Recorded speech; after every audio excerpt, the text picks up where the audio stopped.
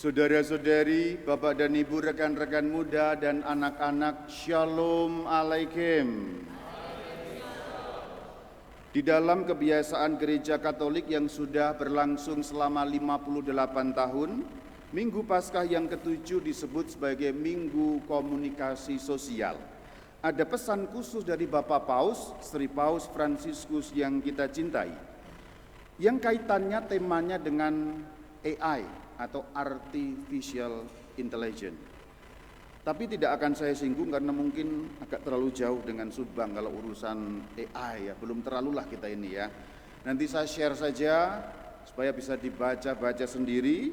Tetapi juga hari ini aku akan bicara tentang komunikasi, menegaskan tentang Minggu Komunikasi, meskipun sebenarnya Minggu Komunikasi Sosial, tapi ini aku beri judul Minggu Komunikasi Iman. Karena acuan yang ada dalam bacaan pertama yang dikutip dari Praksis Apostolon atau Kisah Para Rasul.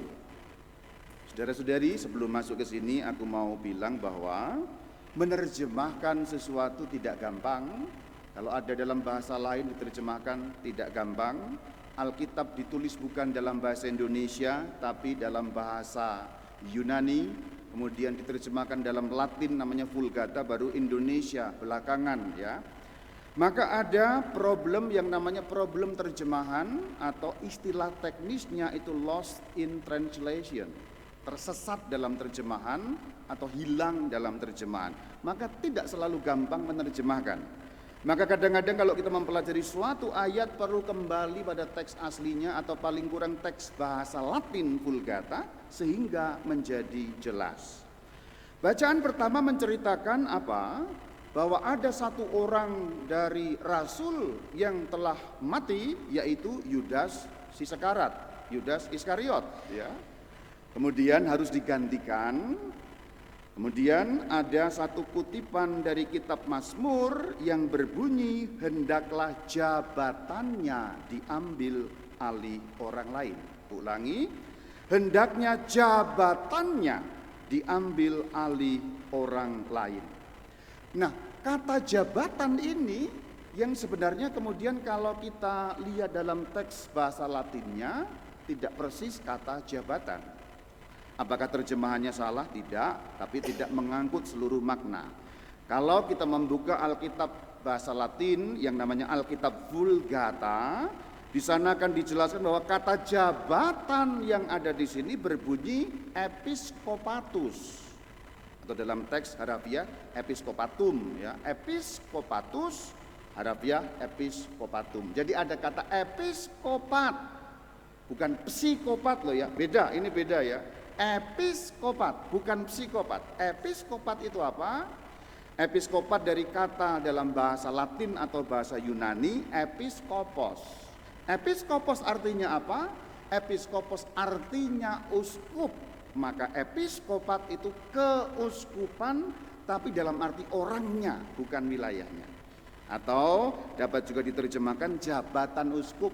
Berarti firman hari ini hendaknya jabatan uskupnya diambil alih orang lain. Maksudnya jabatan uskup siapa? Rasul yang mati sebelumnya yaitu Yudas Iskariot. Nanti akhirnya terpilih rasul yang lain namanya Rasul Matias dan sebagai seorang episkopat.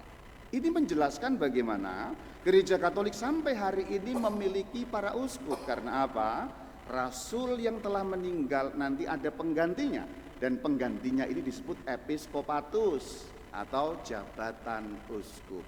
Berarti kemudian nanti setelah rasul-rasul yang 12 itu meninggal dunia, contoh Rasul Petrus pasti wafat juga, ada gantinya yang menjadi pemimpin gereja mengambil alih episkopatus, mengambil alih jabatan uskup. Artinya apa? Ternyata jabatan uskup nyambung sampai zaman para rasul, bahkan boleh dikatakan meskipun anakronisme, para rasul itulah uskup-uskup pertama dalam gereja Katolik. Dengan demikian, Rasul Petrus uskup, Rasul Yohanes uskup, Rasul Yakobus uskup, semuanya uskup meskipun zaman dulu belum disebut sebagai uskup tapi disebut sebagai apostolos atau rasul. Ini menandakan apa? Gereja kita 2000 tahun umurnya kurang lebih dan bukan gereja yang kemarin sore tapi nyambung sampai zaman para rasul. Gunanya apa? Gereja yang nyambung sampai zaman para rasul gunanya adalah komunikasi iman. Maksudnya adalah begini. Apa yang kita terima dan kita imani hari ini bukan muncul kemarin sore. Apa yang kita yakini dalam iman gereja yang satu, kudus, katolik dan apostolik, itu adalah warisan iman yang dijaga dari zaman para rasul. Siapa yang menjaga? Jabatan uskup-uskup ini atau episkopatus, episkopatum yang muncul dalam bacaan pertama hari ini. Dan itu merupakan bukti bahwa Sang Kristus tidak meninggalkan kita. Seperti juga yang dinyatakan ini sekarang nyambung kepada bacaan Injil dari Injil Santo Yohanes. Dikatakan bahwa Kristus tidak akan meninggalkan kita seperti yatim piatu. Ini juga ditegaskan di dalam pengantar Injil tadi, bait pengantar Injil masih ingat ya? Dikatakan kamu takkan kutinggalkan seperti anak yatim piatu.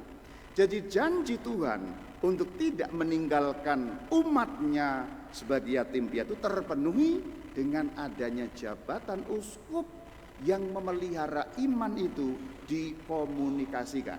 Jadi meskipun homili ini nggak ada hubungan dengan komunikasi sosial, tapi homili ini ada hubungan dengan komunikasi iman. Bahasa gampangnya, kita tidak mungkin mengenal iman yang benar kalau tidak ada episkopatus tadi. Kita tidak akan kenal Yesus Kristus yang benar kalau tidak ada sambungan episkopatus tadi. Kita tidak akan kenal seperti apa Allah itu kalau tidak punya episkopatus tadi. Bahkan kita tidak mungkin punya Alkitab kalau tidak ada episkopatus tadi. Kalau tidak punya Alkitab, pedoman kita lalu apa? Tapi adanya Alkitab harus dijamin oleh adanya episkopatus. Contoh, Alkitab ada Injil, ada 4. Injil pertama, Injil Matius rasulnya Tuhan. Beliau juga seorang episkopatus. Berarti juga apa? Berarti punya jabatan uskup menulis Alkitab. Injil Yohanes juga demikian pula. Murid-muridnya nanti Markus, Lukas dan seterusnya. Juga Rasul Paulus juga seorang rasul, juga memiliki jabatan episkopatus, memiliki surat-surat yang dituliskan yang sekarang dikumpulkan dalam bagian Alkitab Perjanjian Baru yang menjamin iman kita. Jadi, mari kita bersyukur atas cara Tuhan menjaga gerejanya dengan firman yang mengatakan kamu tidak akan kutinggalkan seperti anak yatim piatu. Nomor 2, episkopatus tadi juga menjamin kita bahwa kita dilindungi karena ada berkat-berkat pengudusan yang datang dari Allah sendiri. Berkat pengudusan disalurkan melalui umat, melalui tangan-tangan yang disucikan, yaitu para uskup yang turun kepada para presbiter atau romo-romo, sehingga berkat-berkat kekudusan, berkat-berkat perlindungan itu sampai kepada umat. Seperti firman-Nya hari ini dalam kitab Injil, dengarkan sekali lagi, kuduskanlah mereka dalam kebenaran. Perhatikan, kuduskanlah mereka. Mereka yang dimaksud adalah umat Tuhan. Sekarang kamu pikir kalau kita tidak punya episkopatus, tidak punya uskup, tidak punya para presbiter atau romo-romo yang menguduskan umat, bagaimana cara umat dikuduskan, diberkati, didoakan, dimohonkan berkat-berkat yang baik supaya dijauhkan dari yang jahat, seperti firman-Nya hari ini, supaya engkau maksudnya Bapa, melindungi mereka dari yang jahat. Tapi penting kalimat sebelumnya, aku tidak meminta, akunya Tuhan Yesus, aku tidak meminta supaya engkaunya Bapa mengambil mereka dari dunia. Mereka berarti umat Tuhan, meskipun konteks aslinya murid-murid Kristus, tapi juga berlaku untuk kita. Jadi kalimat selanjutnya berbunyi apa? Aku, Yesus, tidak meminta supaya engkau mengambil mereka dari dunia. Berarti ini kita tetap harus berjuang di tengah dunia.